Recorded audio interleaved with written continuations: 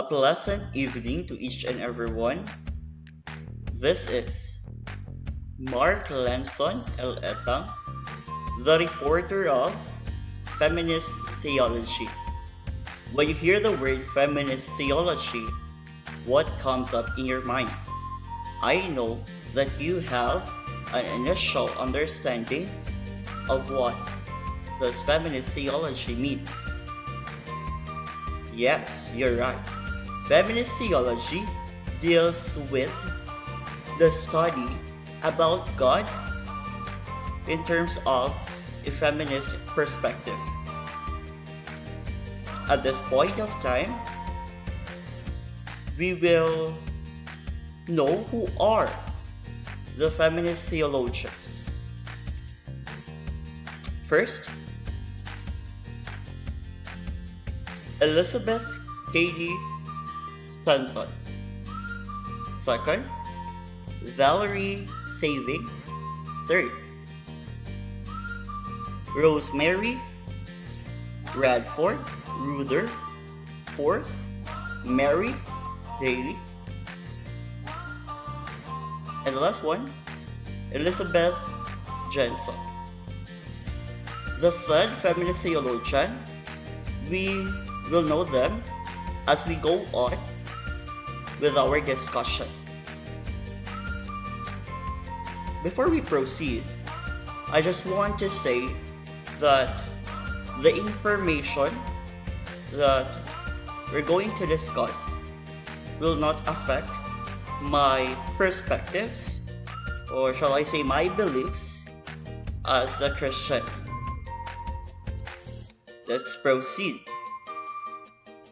Now let us unlock the terms which we're going to encounter or face as we go on with our discussion. First is feminism. Feminism is the theory of the political and social equality of the sexes. It is also an organized activity on behalf of women's rights and interests. Now, let us notice the word sexes. Sexes means the male and female. The question is, why does gender was not used in this definition? Because gender refers to the male, female, or the lesbian, gay, bisexual, or the other members of the LGBTQ plus community. Gender refers about the gender preference of a person. Now, in this definition, sexes was mentioned because it only focused on the male and female, not on the LGBTQ plus community. Second one, theology, which refers to the study of God and of God's relation to the world. Etymologically speaking, theology came from the Greek word theos and logia. Theos means God and logia means study. Therefore, theology is the study about God. Remember that theos is the masculine form, and we also have the feminine form of that is based from the feminist perspective. We also have theos, which refers to the feminine point of view of this kind of theology. Next to that is androcentric, which means dominated by or emphasizing masculine point of view. Androcentric is a combination of andro and centric, meaning to say that the masculine point of view is the center of this thought. We also have gynocentric for the feminine point of view. Now let us proceed to the definition of feminist theology. What is feminist theology? Feminist theology is the study of how women relate to the divine and the world around them as equal creations in the image of God, as according to Sotos 2015. Now, feminist theology aims to have an equal treatment because they also belong to the creations of the image of God, not just the man or the masculine one. As I observed that at that time, for the feminist theologians believed or experienced that they are oppressed, they are belittled, members of the society. They felt that they are not belonged to the creations in the image of God. Next one, in an essay written by Claire Smith, she stated, feminist theology claims to seek the equality, justice, and liberation for women from what it perceives to be oppressive male systems of power and domination in religion.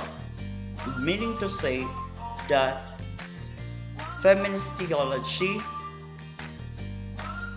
seeks to have the equality among sexes, not just the men will arise or the men will be dominated in terms of the religion.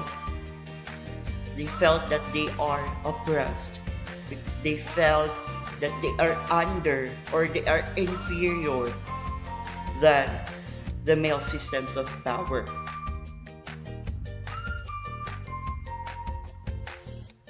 Let's have the introduction. Christianity's encounter with feminism might be one of the most significant revolutions ever to happen within the Christian tradition, rivaling the impact of the early councils or the Reformation in its implication for the future of Christian belief and practice. At that thought, feminism is the significant or one of the most significant revolution ever happened within the Christian tradition because they aims or they felt that they need to be heard, that in the premise of the Christian belief and practice, their voice are important.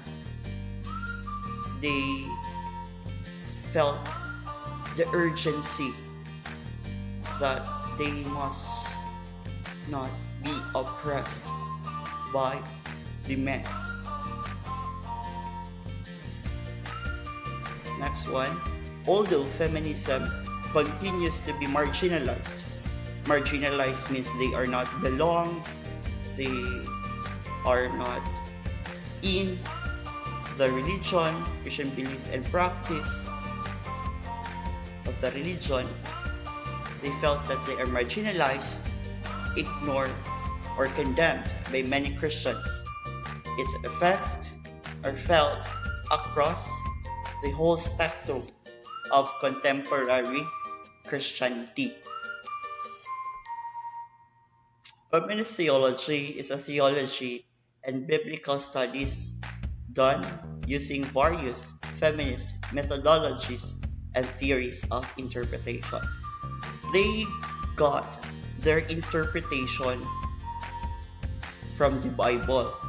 They will use scriptures or series of biblical texts which they think that supports their perspective of the feminist studies. They pursue many biblical studies which they think that it is a concrete evidence of what are their beliefs. Feminist theologians believe the systems of male power and privilege have shaped the history of the church, the history of traditional biblical interpretation, and sometimes even the content of the Bible written by men for men, and have justified and resulted in the oppression, silencing, and exclusion of women in all areas of life, including the church. They think that the scriptures written by prophets is exclusive for men because they believe that the said scriptures were written by men and it's also for men. They felt that the oppression is present. They felt that their voice was not heard. They felt that the content of the Bible is biased for the women. Generally speaking, feminist theology seeks the equality and welfare of women by opposing and dismantling what are seen as patriarchal. Patriarchal refers to the male-centered as well as the androcentric systems of power, domination, and exclusion. Now, feminist theology means that they find the equality. They think that the systems of power in terms of the church or the religion, to be specific, they felt that the male-centered systems of power arises rather than the female-centered. Therefore, generally speaking, that feminist theology seeks that their voice must be heard, not just the men. They aims that we, as a member of the church, listens to the perspectives of the women.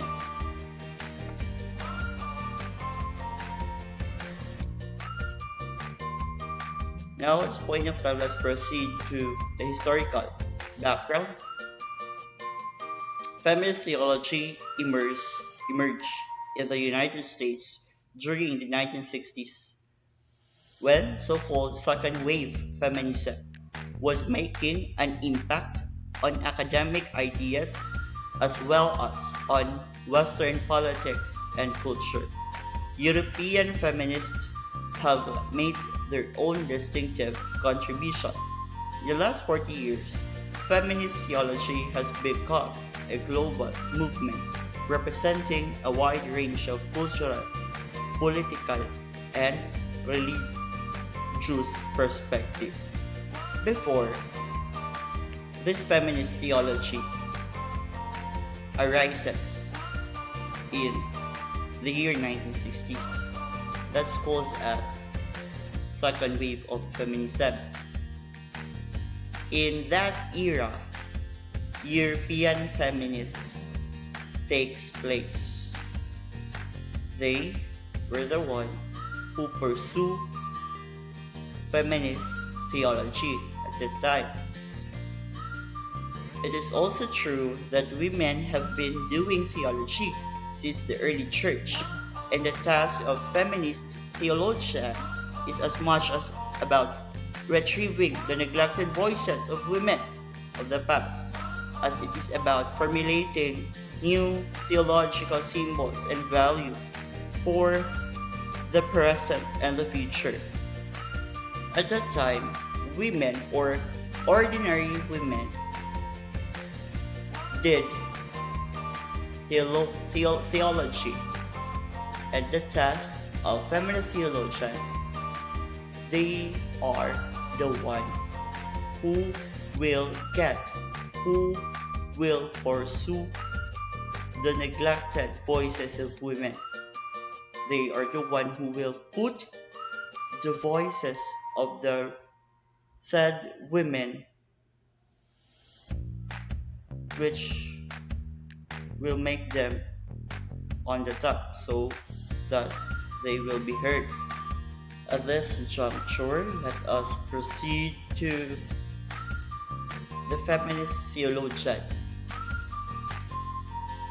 Okay, this is Elizabeth K.G. Stanton. Born during 1815 and died during 1902. Elizabeth K.D. Stanton is regarded as an important founding moment in Christian feminism. The Woman's Bible, a critic of Christianity, produced in the 1890s by an American suffragist. Suffragist means that this woman is an intercessor or a leader of worships at that time. Next is, although feminist theology is not simply another form of liberation theology, its challenge to the oppression and exploitation of women gives it a strongly liberationist perspective. At this bullet, it means that Stanton aims to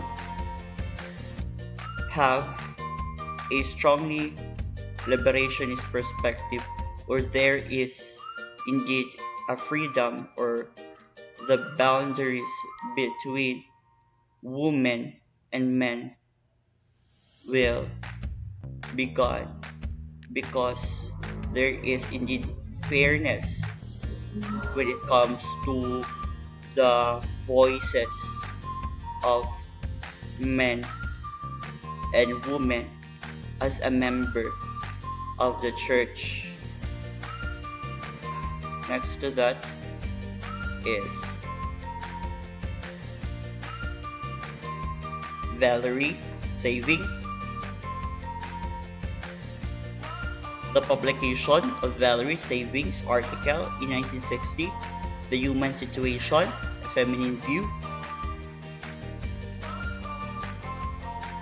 Feminist theology thus began to question much of what had gone before, not only in terms of the gendering of theological ideas and in the implicit and explicit privileging of the masculine over the feminine at every level of Christian doctrine and practice. Saving stated that women must have also place in the church. There is an equal privilege of the masculine over the feminine.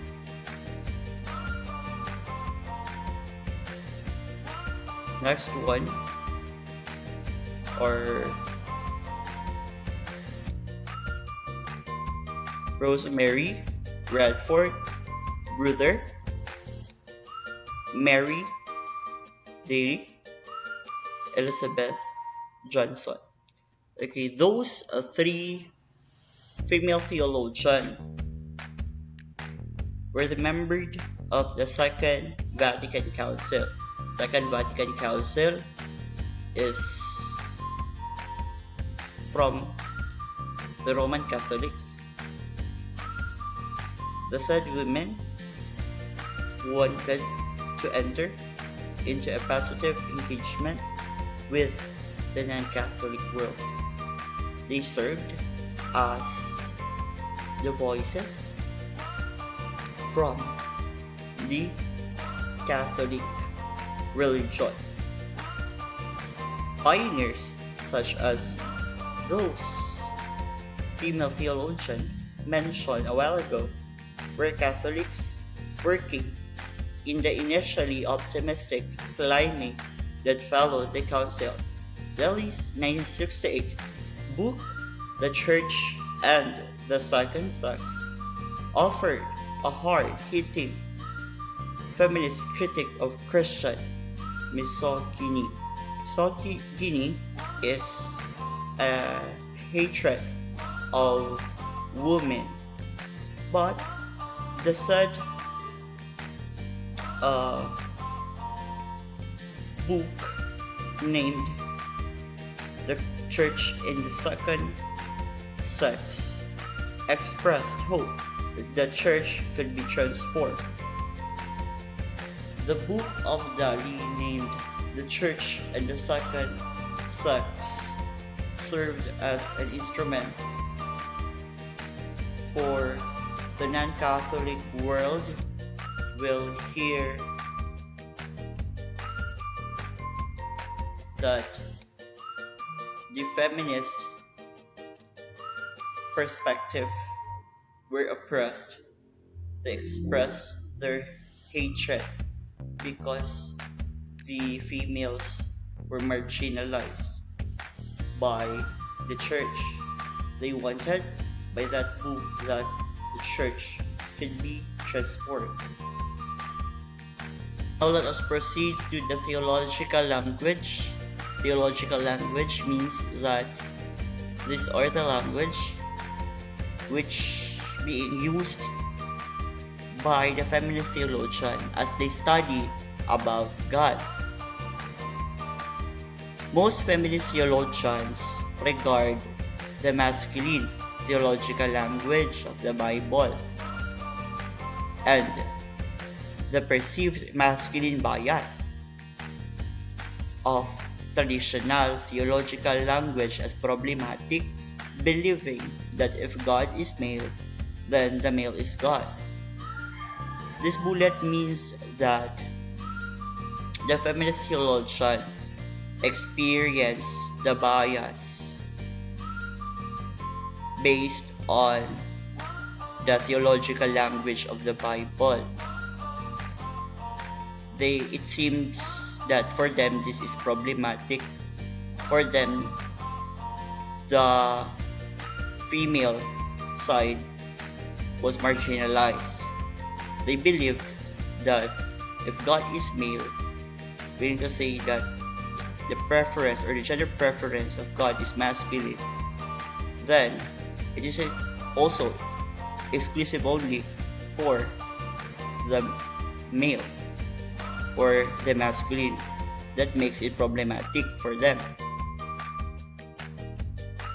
At the more radical end, some feminist theologians use God or goddess for them to have a balance, or Sophia rather than God, which is thought to be irretrievably linked to male patriarchal images of God, and theology rather than theology, because theology refers to the masculine side of God. Again, theos is focused on the masculine point of view, and they wanted for it to have a balance. They wanted to have this theology, because theology means the female side of God. They felt that the patriarchal images of God is only for male, meaning that they wanted to have a balance call with regard to our God. Other feminists use both male and female names, pronouns, and images for God, or gender-neutral names like Creator, Redeemer, and Sustainer.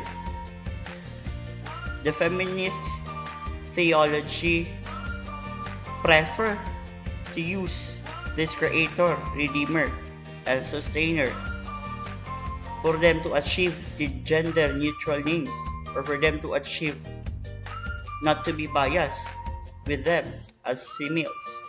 Renaming, they did renaming, and re-imaging God is a key project for feminist theology, and these linguistic moves reflect significant departures from historic Christian doctrine. Another, some major English Bible translations have adopted a gender-inclusive, or they welcomed the male and female of the biblical text, or in terms of the biblical text, or gender-neutral approach, both in order to render the original languages more accurately in modern English, and to respond to changes in language that are the result of feminism. And this Bible translation is called as the English Standard Version, or the ESV, retains the use of generic, or the generic pronoun, which is he. It also points out in footnotes that the Greek word adelphoi translated brothers in the main text. Thus, while the ESV has not replaced brothers with brothers and sisters in the main text, the addition of these footnotes recognizes both the effect of feminism on language meaning and on readers of the ESV, meaning to say that the language which is being used by the said version greatly affect the meaning of it, because the feminist theologian felt that the brothers, or the masculine one, was also included. It does not replace brothers and sisters. By that, the effect of feminism on language meaning and on readers of the ESV, it plays a great effect, because feminism was only mentioned in that said version. Now let us proceed to the what do feminist theologians study? A key task of feminist theology is reconciling belief in divinely ordained gender equality with biblical passages that seem to portray women as of less value than men. The purpose why feminist theology conducts studies because they wanted to have gender equality among biblical passages. They felt that the women were inferior than men. Even though the biblical beliefs above affirm women's worth, they are also passages of scripture that have been used to limit and harm women. The feminist theologian observed that there were also scripture that they interpreted as it can harm women. It goes beyond the limit that was based on their interpretation. They believed that the woman's worth was not observed. Okay? The said informations were the reason why feminist theologian study. Okay, at this juncture, we're going to discuss how does feminism change worship and spirituality. In worship and prayer, many feminists are working to make sure that men and women are included in how we talk about God. Feminist theologian really assures that these two sexes are included in how we talk about God in terms on how we are going to conduct our worship in prayer. Most Christians would say that we don't believe God is literally male, but we often refer to God as He and used male images like King, Father when we worship. The said He, King, and Father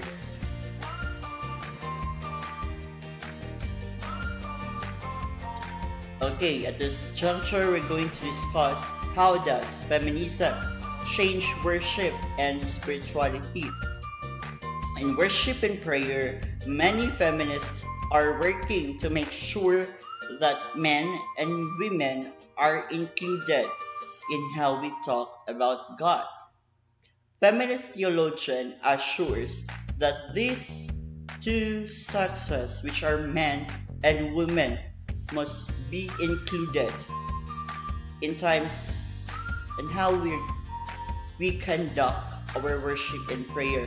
They are so in particular with the language which being used, whether it is he or she. Next one, most Christians would say that we don't believe God is literally male, but we often refer to God as he and use male images like king or father when we worship. Those words like he, king, or father expresses the power of God or the authority of God as our father or our king. So that names were substituted by a pronoun which is he. Okay, since we even subconsciously think of women and men as possessing different character and personality traits, imagining God exclusively as male can lead us to neglect ways. Meaning to say, feminist theologian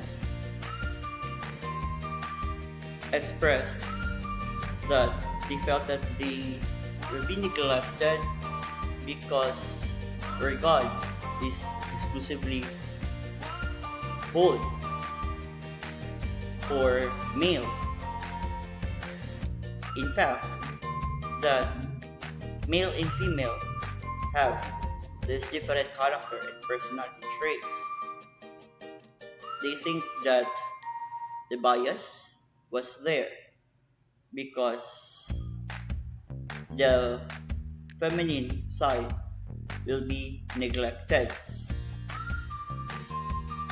Next is many women relate to God more closely if these feminine aspects are highlighted, and men may find their understanding of God is broadened as well. When worshiping or prayer, some feminists use he and she interchangeably for God. Others attempt to sidestep any gender at all and use titles such as Creator, Holy One, or simply God. For them to achieve the balance, they prefer to use this Creator, Holy One, or simply God, because they are really in particular with the pronoun which is being used. If it's either he or she. They wanted that the men, people, will be broadened in terms of their understanding about God. They must also widen their understanding because we also have these feminine aspects. Similarly, when using images to describe God, many feminists balance male and female images, not just king, but also wisdom, personified as female in Proverbs chapter 8, not just a father, but also a mother, as seen in Isaiah chapter 66.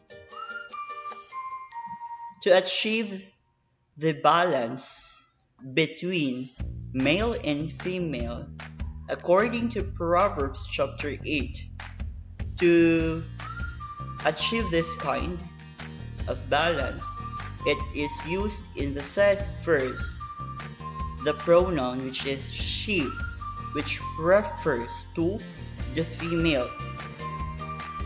In this verse in Isaiah chapter 66, it was mentioned there that father was not also existed, but we also have mother in there, which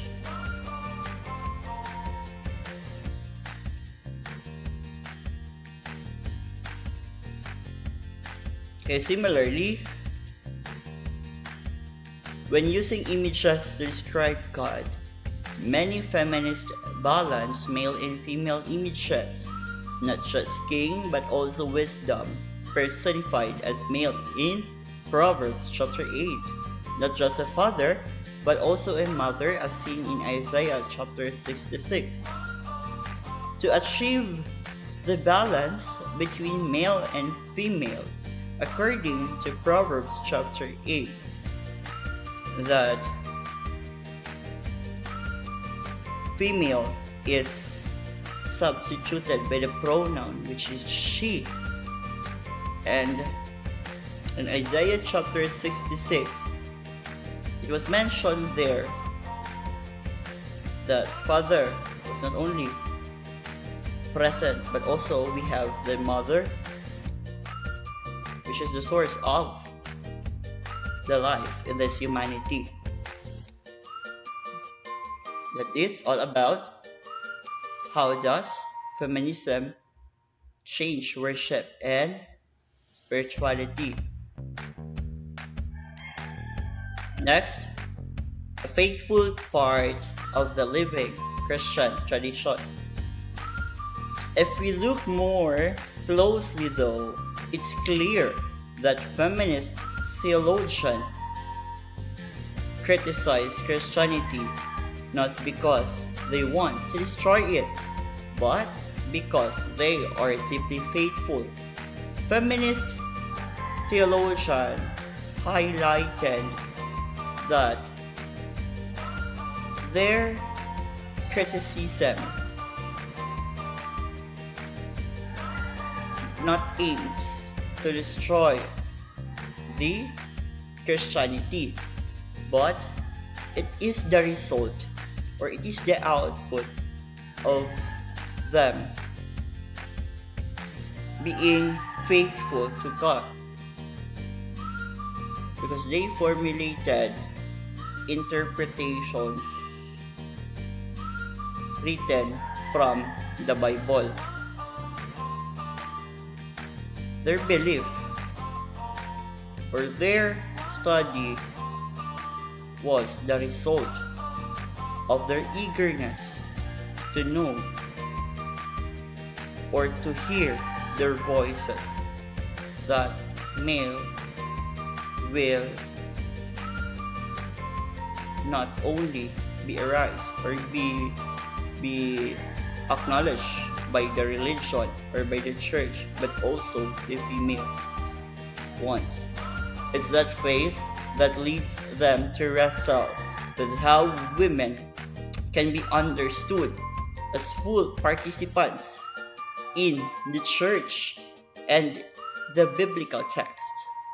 They wanted that the women must be acknowledged, must be accepted in the church as full participants, and also from the biblical text. To conclude my explanation about feminist theology, let's have the summary.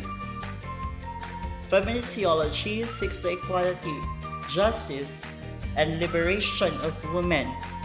The feminist theologian aims to have the freedom or the boundary must be detached to achieve this kind of equality among women and men from what are perceived to be patriarchal or androcentric systems of power and domination that have shaped the church. The feminist theologian observed that the androcentric system arises rather than the gynocentric system. They observed that the gynocentric system must also be acknowledged by the church to achieve this kind of equality, justice, and liberation. The history of the translation and interpretation of the Bible and the Bible. The feminist theologian derived their studies and interpretation from the Bible. They only have chosen scriptures which will support their arguments or their beliefs about God. They felt that the Bible is not spirit-inspired word of God. That the purpose why Bible is written to neglect the woman's perspective, because they believe that the Bible is only for male, because God or the gender preference of God is masculine and it also exclusive for the male people.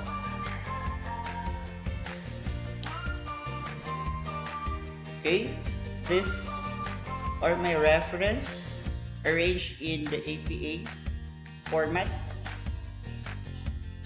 Encyclopedia Almanac 2020, October 24, Feminist Theology, Christian Feminist Theology, Language, and so on.